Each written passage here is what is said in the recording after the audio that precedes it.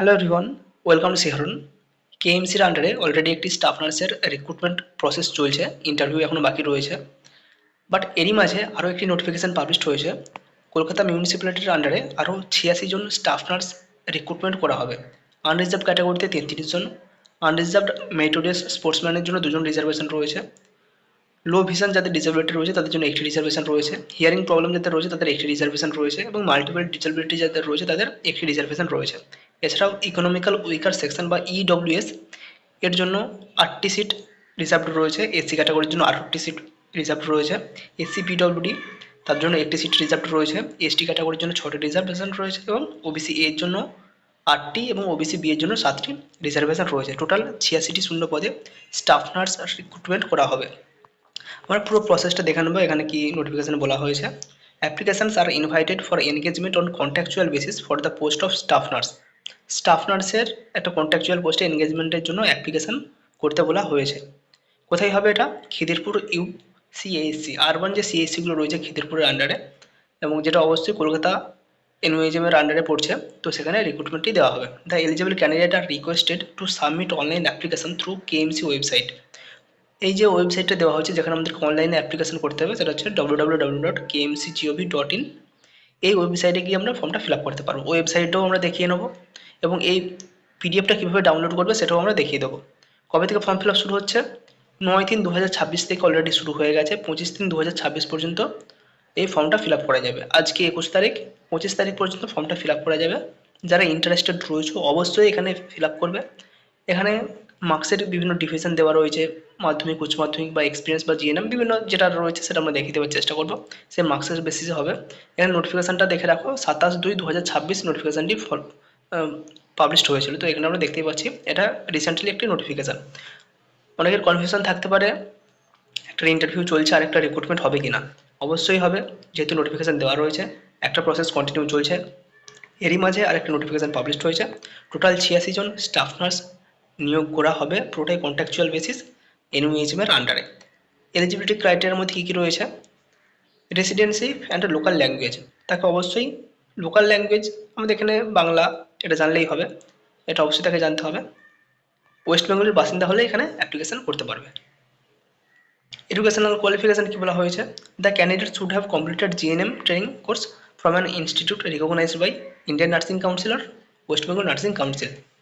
INC অথবা WBNC approved যে কোনো নার্সিং ইনস্টিটিউট থেকে পাস আউট করলেই হবে। সেটা ডব্লিউবিএনসি হতে পারে, কেএনসি হতে পারে, উড়িষ্যার বোর্ড হতে পারে, ত্রিপুরার বোর্ড হতে পারে, যে কোনো বোর্ড হোক না কেন, জিএনএম পাস আউট করলে এখানে অ্যাপ্লিকেশন করতে পারবে।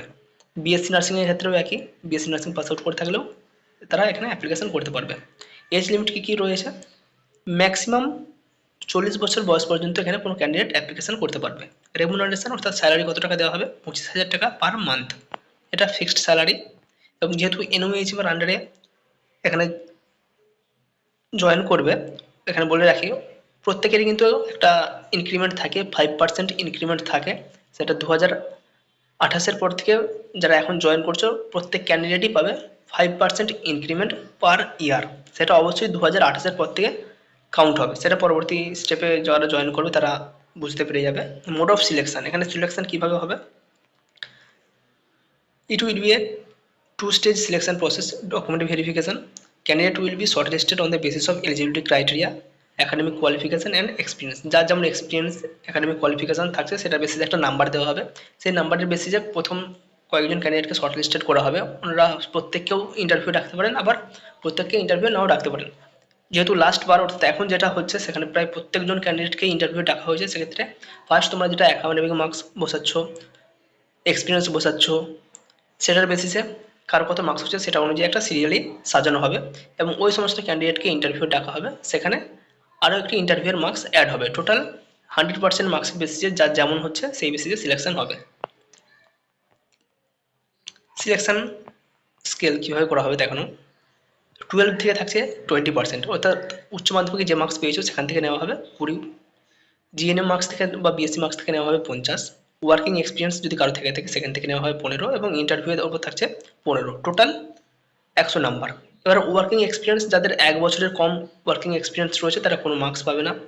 1 থেকে 2 বছরের মধ্যে যাদের এক্সপিরিয়েন্স রয়েছে তারা 3 নাম্বার পাবে, 2 থেকে 3 বছরের মধ্যে যাদের এক্সপিরিয়েন্স রয়েছে তারা 6 নম্বর পাবে, 3 থেকে 4 বছরের এক্সপিরিয়েন্স থাকলে 9 নম্বর পাবে, 4 থেকে 5 হলে 12 নম্বর, এবং 5 বছরের বেশি যদি কারো ওয়ার্কিং এক্সপিরিয়েন্স থেকে থাকে সেক্ষেত্রে তারা কিন্তু 15 নম্বর পেয়ে যাবে।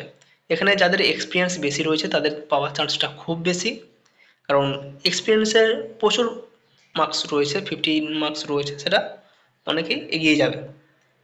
আরও কিছু জেনারেল ইনফরমেশন রয়েছে। For calculation of marks obtained in class 12 or BSc nursing, যাক এটা মোটামুটি আশা করি প্রত্যেকেই বের করে নিতে পারবে। তো যাদের সিজিপিএ বা ডিজিপিএ রয়েছে তাদের জন্য যেটা ক্যালকুলেশন করতে হবে, সিজিপিএ ইন্টু 10 -5 অথবা ডিজিপিএ ইন্টু 10 -5, এই বেসিসে পার্সেন্টেজ ক্যালকুলেট করা হয়। ক্যান্ডিডেটকে কী কী ডকুমেন্ট আপলোড করতে হবে, এজ প্রুফ সার্টিফিকেট হিসেবে মাধ্যমিকের অ্যাডমিট কার্ড অথবা pass certificate, 2 number residential address proof হিসেবে আধার কার্ড, ভোটার কার্ড অথবা পাসপোর্ট সার্টিফিকেট, পাসপোর্ট যেটা রয়েছে সেটা। 3 নম্বরে রয়েছে class 12 and GNM, BSc nursing ও জিএনএম যেটা আমাদের মার্কশিটগুলো রয়েছে সেগুলো আপলোড করতে হবে। ওয়ার্কিং এক্সপিরিয়েন্স যাদের রয়েছে ম্যান্ডেটরি দিতেই হবে, এবং ওয়ার্কিং এক্সপিরিয়েন্স অবশ্যই যেন ঠিকঠাক হয়, অনেকে টাকা পয়সা দিয়ে বের করে নেয়, সেটা যেন না করে। যদি কারো জানাশোনা থাকে সেটাও যেন কেউ প্রোটেস্ট করে, কারণ এখানে পুরোটাই এক্সপিরিয়েন্সের উপর খেলা হবে, যার যত এক্সপিরিয়েন্স সে ততটা এগিয়ে থাকবে।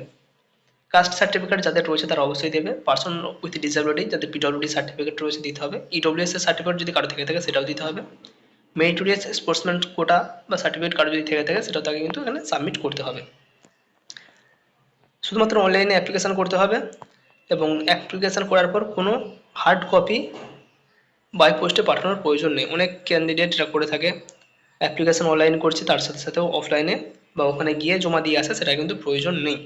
এখানে আমরা 4 নম্বর পয়েন্টে দেখতেই পাচ্ছি, no need to send hard copy or print out of the online registration form by post. আবার বলছি, ওয়েবসাইট ফলো করো www.kmcgov.in, এই ওয়েবসাইটে গেলেই সমস্ত ডিটেলস পেয়ে যাবে, এই অ্যাপ্লিকেশান পেয়ে যাবে, এবং কার কোন দিন নোটিফিকেশান পাবলিশ হচ্ছে, ইন্টারভিউ নোটিফিকেশান কবে পাবলিশ হচ্ছে, সমস্ত ডিটেলস পেয়ে যাবে। আমি একবার নোটিফিকেশানের যে অফিসের ওয়েবসাইট রয়েছে সেটা একটু দেখিয়ে দিচ্ছি। এই হচ্ছে কলকাতা মিউনিসিপ্যাল কর্পোরেশনের অফিসিয়াল ওয়েবসাইট, কলকাতা পৌর সংস্থা। এখানে কেএমসি রিক্রুটমেন্টের আন্ডারে দেখো অপশান রয়েছে engagement of 86 number staff nurse contractual for Khidirpur UCHC, এখানে একটা রয়েছে। এর নিচে রয়েছে engagement of 13 number of laboratory technician contractual basis, এর নিচে রয়েছে engagement of 26 of pharmacist contractual.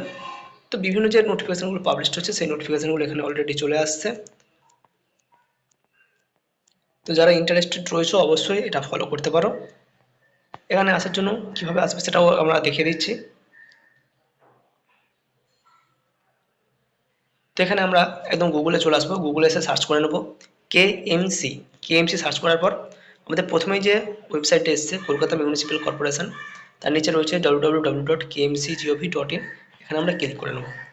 এখানে আমরা ক্লিক করে নিলে আমাদের এই পেজ ওপেন হয়ে যাবে।